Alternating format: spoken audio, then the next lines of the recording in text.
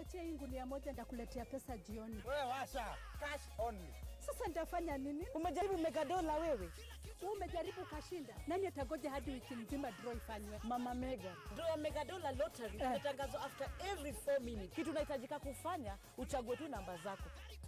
4 minutes are enough to win big with Mega Dollar. Just go to Lipa na M-Pesa, select pay bill, enter business number 295888, enter account name KBC.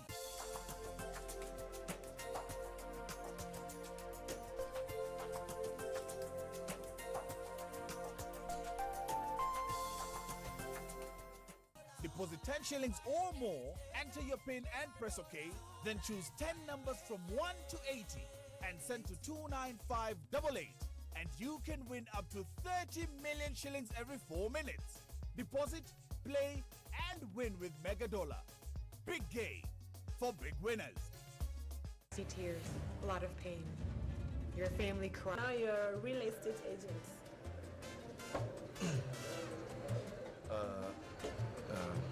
The question is, why isn't she in her bed? How would I know?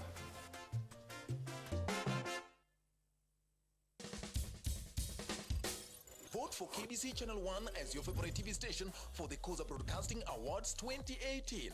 SMS the word Kuza to 15601. It's absolutely free. Voting ends on 9th May. Vote, vote, vote.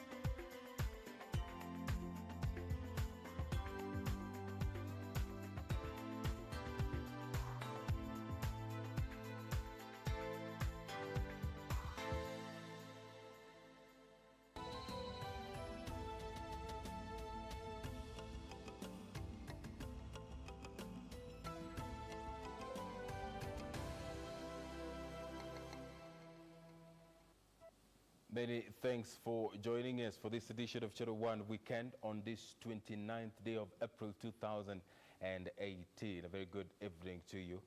My name is Edward Kabasa. We have a comprehensive bulletin lined up for you, but first, a look at the highlights.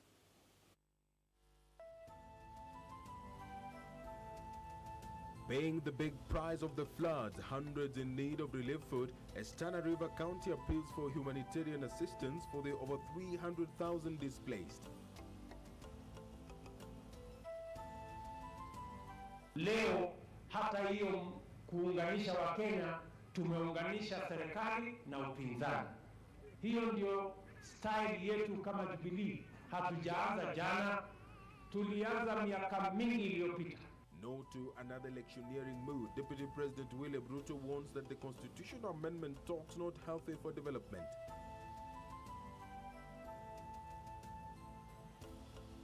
And bracing for a fight, Kotu warns that it will use all means possible to block any attempts to bar those offering essentials from going on strike.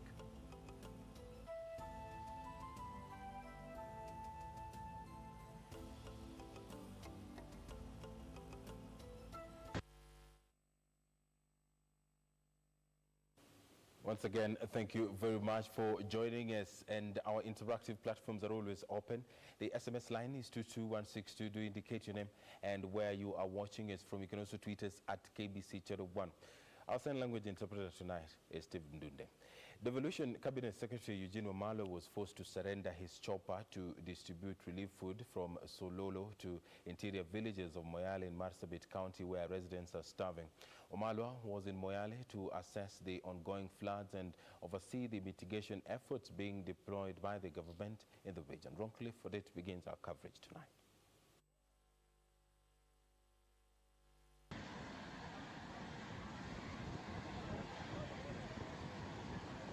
Devolution CS Eugene Wamalwa was in Sololo village in Moyale, Marsabit County to inspect the devastating effects of the ongoing floods and supply relief food to the affected population. Here, roads have been destroyed, and for the last 3 weeks, families have been starving with no food. Oh, you can add one more. It is to balance the weight. The CS forced to surrender his chopper to take relief food to the most interior parts of Moyale, where they have been totally cut off by the floods. And the food will get to the affected families. We are also looking at not just food, but there will be non-food items that the families need because of the heavy rains, including medication. The government says the magnitude of the floods have heavily affected the infrastructure, thus hindering the supply of relief food and other basic amenities to the affected families. What we are appreciating now is the gravity of the situation. In a place like Kilifi County, we have had serious damage to infrastructure, particularly in an area like Baricho. But in Tana River County, Governor Dado Godana has set aside 70 million shillings to mitigate the effects of the ongoing rainfall in the area. Governor Dado says the county is in dire need of food, tents and beddings, clean and safe drinking water and medical supplies. We had set aside funds for the drought, because that time it was drought. And we were preparing to start distribution of relief supplies across the county. But before we could start, we were faced with the floods.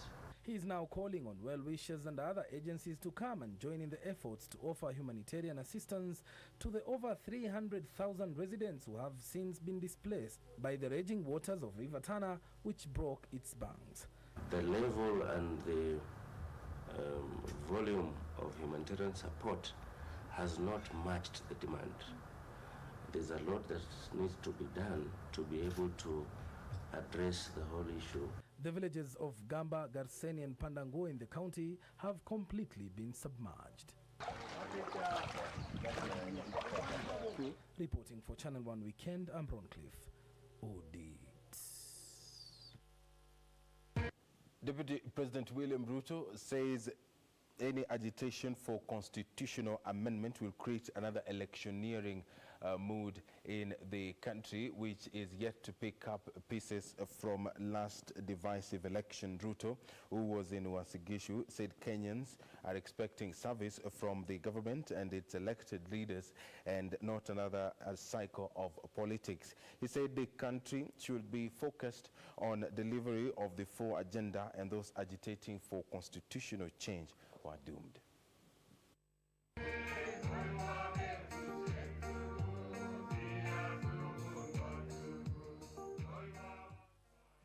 It was an interdenominational church service here at Ngeni Primary School grounds in Soi, Uasin-Gishu.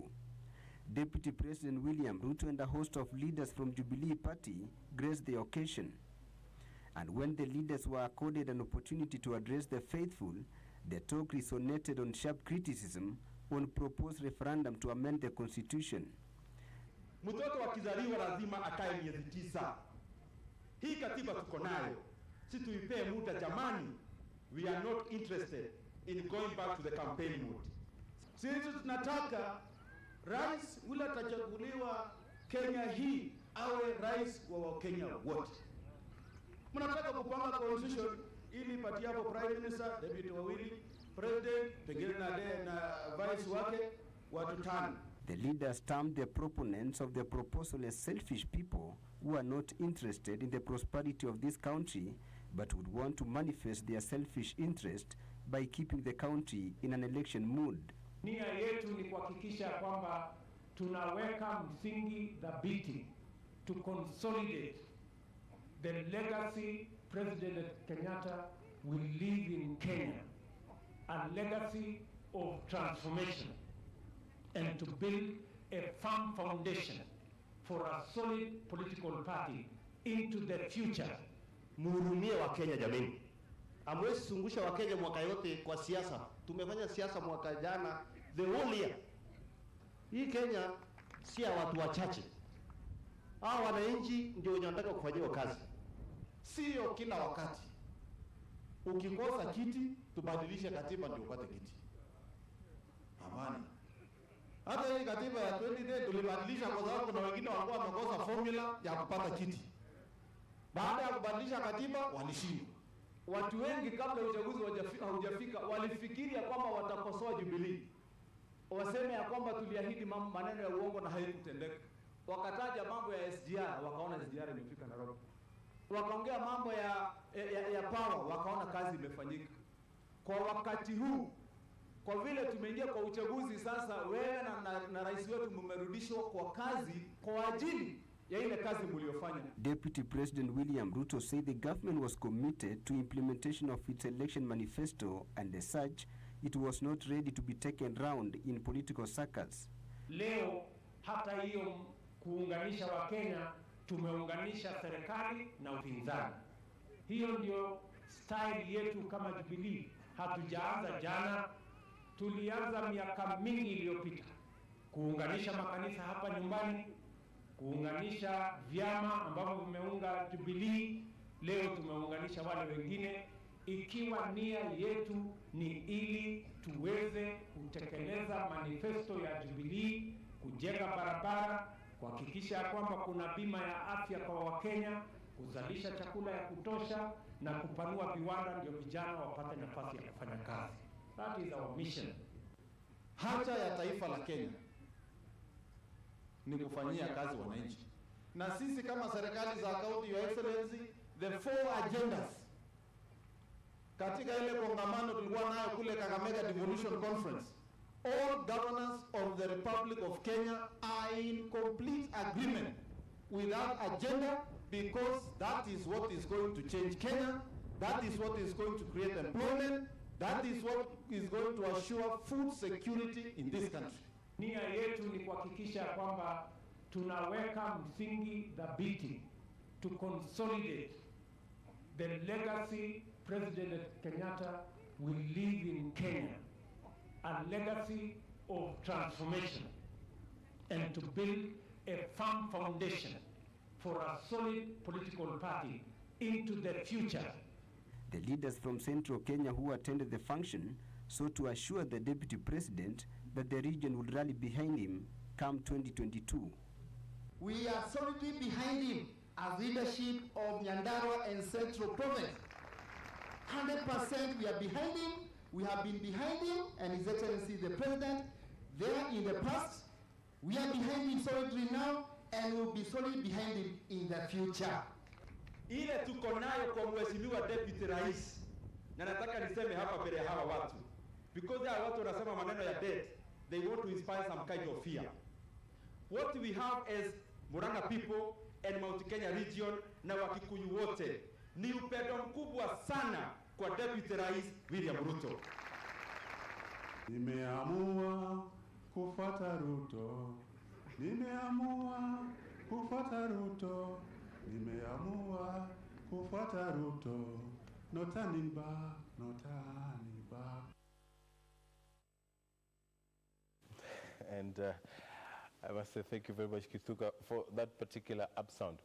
The clamor for the constitutional amendment is now providing fodder for the political class after the unity handshake between President Uhuru Kenyatta and opposition leader Raila Odinga. Majority of leaders allied to the opposition chief believe a change in the constitution to create more seats in the executive is the only panacea for the bitter political contest witnessed in every election cycle. The 2010 Constitution is facing amendment knives from many fronts as the opinion shapers argue that the remedy to the political standoff experienced after every general election was to create more leadership positions. TRT Member of Parliament William Kamket kicked off the storm after he introduced to Parliament a bill seeking to amend the Constitution and create the position of the Prime Minister. Nimeleta mswada bunge ya kubadilisha katiba ya Kenya, kwamba tunahama kutoka presidential system of government ambayo imetuletea balaa kama Jamhuri ya Kenya. This Kamket argued would take care of presidential loser with the second highest number of votes. The church has been divided in the opinion, with a section leaning towards those agitating for amendments, with the evangelical and Anglican churches expressing caution, citing the timing coming just after the last general election. Wakikuu husema huwezi kukula nyama na miwa wakati moja. Kwa hivyo kuna wakati wa kula miwa na kuna wakati wa kula nyama.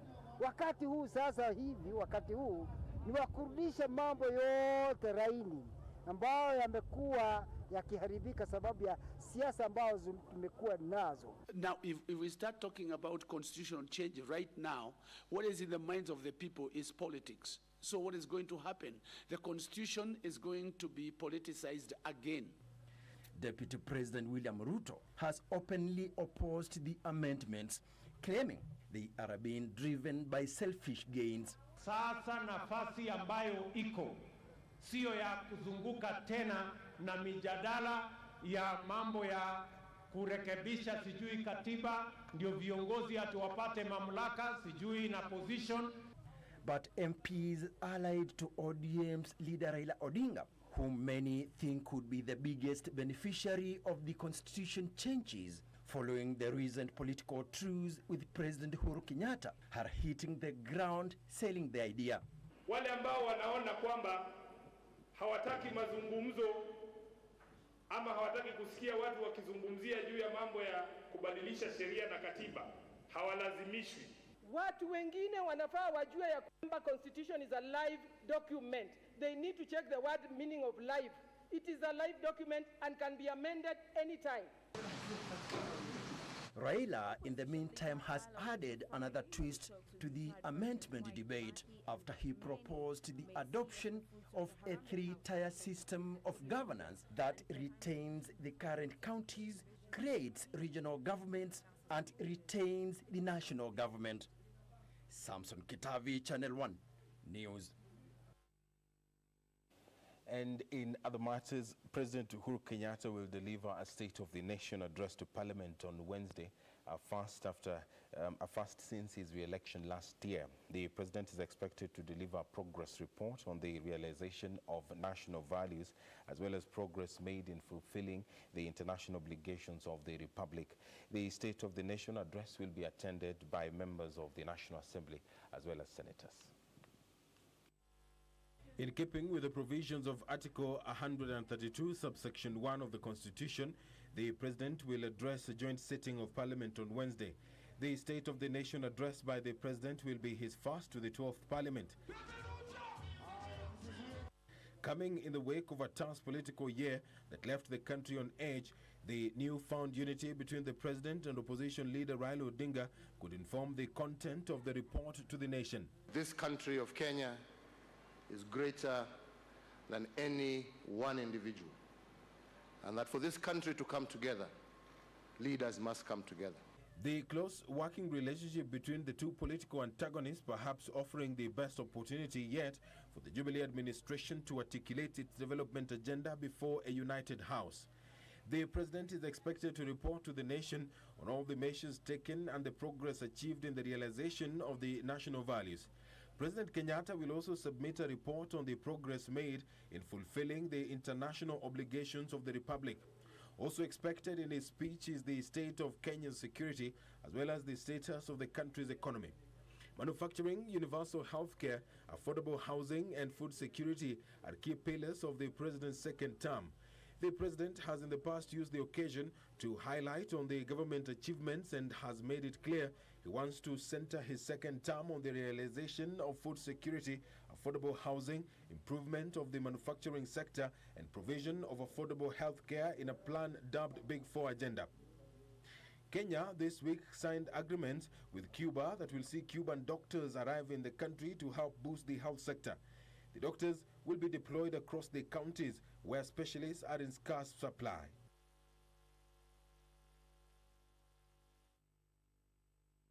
You are watching Channel 1 Weekend. A quick break here, but don't go too far. A lot more is still lined up for you. Plus, tonight, Family Matters is on, and Pastor Dunson Mutwanthe will be joining us a little bit later on. We are going to be talking about matters conjugal, of course, in marriage. That's where it's supposed to take place. It is an interesting discussion which you wouldn't want to miss. You can always share with us your thoughts. The number is 22162. If you have any questions for the pastor, if you have life experiences to share, you can do that, and you can indicate your name. If it is very sensitive, we will not be saying who you are, but we will indeed read your responses. You can also tweet us at KBC Channel 1. My Twitter handle is at Ed Kabasa.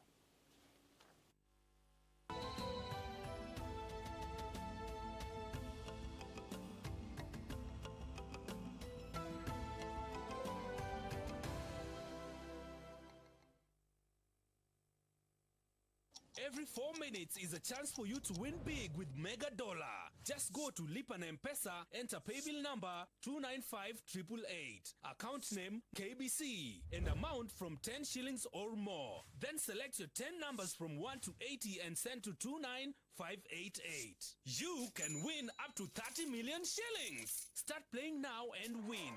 Mega Dollar. Big winners every 4 minutes.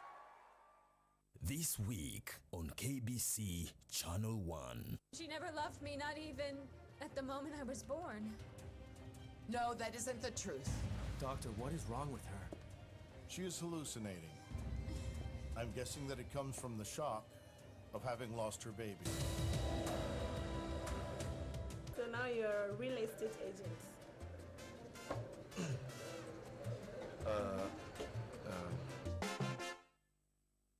Where are we going to get funds to pay these debts? Is it not for the taxes? For the more money you borrow, the more money you have to invest in your profitable sectors. The more money you will gain and pay off your debts.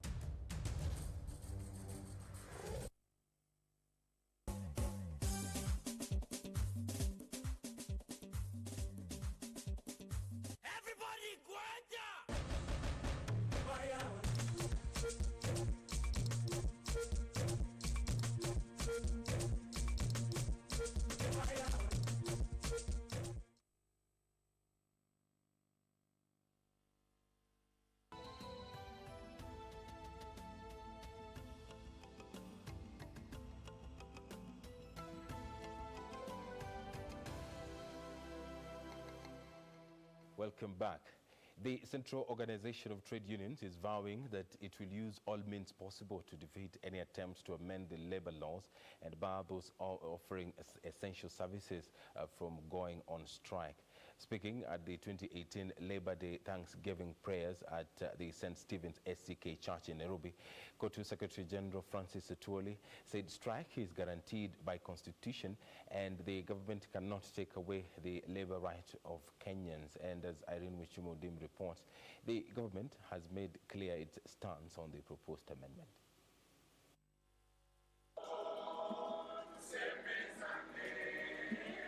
It was during the Thanksgiving prayer day at the St. Stephen SCK Church in Nairobi, ahead of the May Day. And here, COTU Secretary General Francis Atwoli had a message to the National Assembly. What Honorable Duale is proposing to amend the labor legislation through backdoor in miscellaneous amendment, workers are opposed to that. Atwoli said that the bill proposed by the leader of majority in the National Assembly was in bad faith, vowing to challenge it using all means possible. Eventually we will go to court and win. According to Atwoli, strikes helps workers to agitate for their rights. Essential services was a language used by our colonial archaic labor laws to deny workers the right to associate, the right to freely join an organization of your own choice.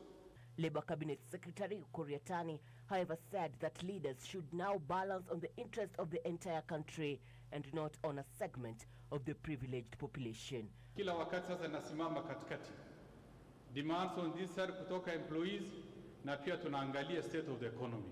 Tunajaribu kubalance hapa katikati ili wananchi wafanyakazi waweze kupata welfare ambao ni bora, lakini isiwe tunaumiza uchumi yetu. According to Yatani, the constitution should conform to the events of the day. Tukiendelea kuangalia sekta ya labor na ile sheria 1960s haitawezekana. Leaders who attended the prayers lauded the newfound unity in the country, saying it was good for the economy and the labor market. Whatever it takes kuunganisha watu wa Kenya, wacha tufanye. Tunataka pia wafanyakazi wawe ndani ya hiyo handshake. Let us have peace in the employment sector. Irene Nchuma Odim, Channel 1 Weekend. Kenya is at an advanced stage in ratifying Africa Continental Free Trade Area. International Trade Principal Secretary Chris Kiptoo says Kenya is soon depositing legal instruments with the African Union to make Kenya the third country in Africa to ratify the convention after Rwanda and Ghana. Last month, 44 African countries signed the African Continental Free Trade Area, a free trade agreement that will create one of the largest free trade areas in the world. The agreement will, however, only come into force after partner countries deposit the required number of ratification instruments. Kenya, which is a party to the agreement, is working to get its legal frameworks in place, with necessary documents expected to be deposited in the coming months. We just need another 19 countries for this agreement to come into force.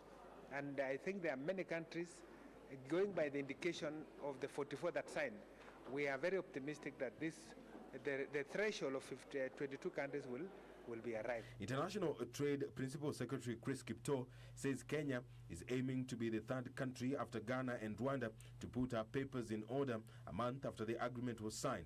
We then are optimistic that Kenya will have the opportunity to trade freely with most of the African countries. At the moment, Kenya is doing well in terms of its exports to Africa, because our exports are ranged between 41 to 45% to African countries. So we are already doing well in terms of trading with Africa, and yet it's not a free trade area. The PS called upon member states in Africa to invest in knowledge on the multilateral trading system in order to fully appreciate and leverage on the vast market opportunities created by the free trade agreement. Besides apart from the other agreements that we have preferential trade agreements with the US under the AGOA. We have preferential trade arrangements with the European Union under what we call economic partnership agreements, although they have not been signed by all countries.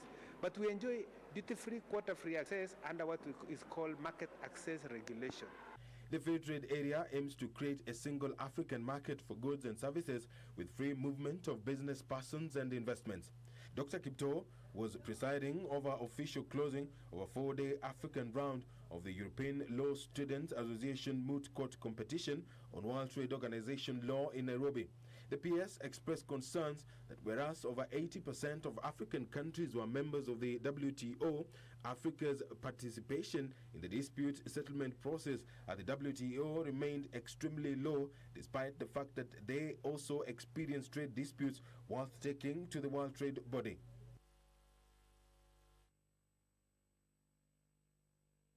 To the counties now, where tension remains high in parts of Laikipia West constituency after tens of houses were allegedly torched. The incident coming as security agents descended on the area to flash out illegal grazers and bandits. Details of this and other highlights in news making headlines across the counties. For the second day running, tens of houses were torched at Kisiriri village. Residents claiming that heavily armed police officers stormed the village early in the morning and embarked on an exercise they said was intended to flush out armed bandits. 2 churches were also not spared as the alleged officers brought them down. Ninajaribu kurokota mabati zingine kujaribu kurudisha nione kama at least nitapata mahali pa watoto wengine kuweka watoto wengine. So tuko na hiyo shida. Kuna watu sasa hawana manyumba, kuna watu jioni naona hata dalili ya mvua imeanza na kuna watu watujui leo watalala wapi. So watoto leo wanalala nje, wamama wanalala nje. The operation coming 2 days after 2 people, an employee of the Laikipia County government and a forester, were shot dead by armed raiders while on official duty at the Laikipia Nature Conservancy. Elsewhere, members of the Isahakia community in Naivasha have a reason to smile after the government moved in to resettle them after a long wait. In the first phase, the community, which was the first to settle in Naivasha, will receive 5,000 acres after the National Land Commission approved the process. Ardhi yetu tuko naye mikononi, na yeyote ambaye Isahakia bado hajakuja ajue ardhi yake iko kwa mkono. Sio tunaenda bageni ati imebakia kwa serikali. Hakuna ardhi imebaki kwa serikali. Ardhi yetu tushapewa. The community, which arrived in the country from Somaliland in the 18th century, had accompanied Lord Delamere acting as porters and have been living as quarters in Naivasha. In Nairobi County, Kemaiko business community that relies mainly on selling goat meat wants the National Environment and Management Authority to reopen the market that it closed over a week ago. The traders claim the market is the only source of their livelihoods and the move would jeopardize their survival. Sisi tuna shida sana, tunaomba vichinjio zetu zifunguliwe. Kama ni shida ya sewage tutatekeleza. Lakini sasa zikifungwa tuwezi tekeleza juu hakuna chochote tunafanyia. Tuwe tunachuja hiyo uchafu, maji yapite peke yake. Uchafu tunasikia tunaenda kumwaga huko chini. Kuna shimo liko pale chini karibu na daraja, kuna shimo lilichimbwa. Wakati vichinjio ilijengwa, kuna shimo kubwa ilichimbwa hapo ya kwenda kumwaga huo uchafu wote hapo. The market was closed after failing to comply with the regulator's directive of waste disposal. Elsewhere, school principals and head teachers have been urged to come up with a clear plan on how to identify the needy learners who deserve bursaries. Mayor South Member of Parliament Joyfrey Kingangi says corruption had blocked needy students from benefiting from the bursaries. Finally, religious leaders have been urged to offer financial advice to their members on best investment practices and opportunities.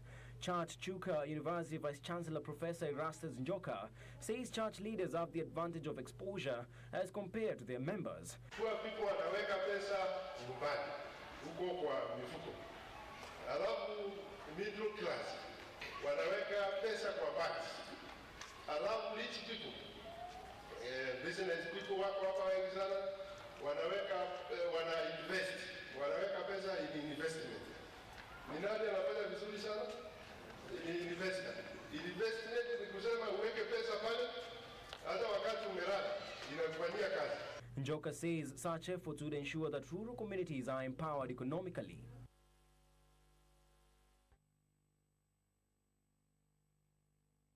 You are watching each other World Wicked. A quick break here, but don't go too far. Richard Munga is coming up next with the day's sports. I know he's very happy that Arsenal has lost to Manchester United. Him being a fan, I'm very sure he's really pleased by that. But don't forget, a little bit later on, Family Matters will be on. Pastor Dunstan is in studio ready, and we'll be talking about matters conjugal. And that is a topic that is very sensitive, and I'm very sure that a lot will have to be said. Don't go too far.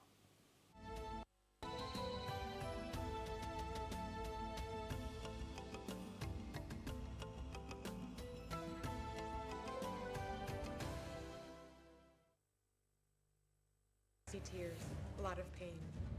Your family crying around a coffin.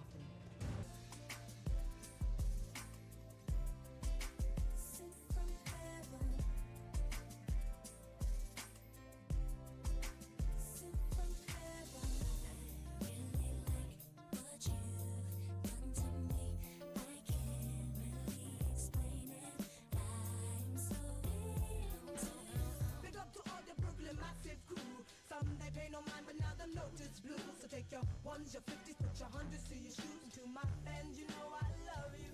Let's go into the world. No,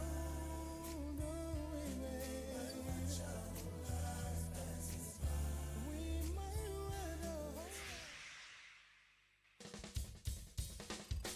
Vote for KBC Channel 1 as your favorite TV station for the Kuza Broadcasting Awards 2018. SMS the word Kuza to 15601. It's absolutely free. Voting ends on 9th May.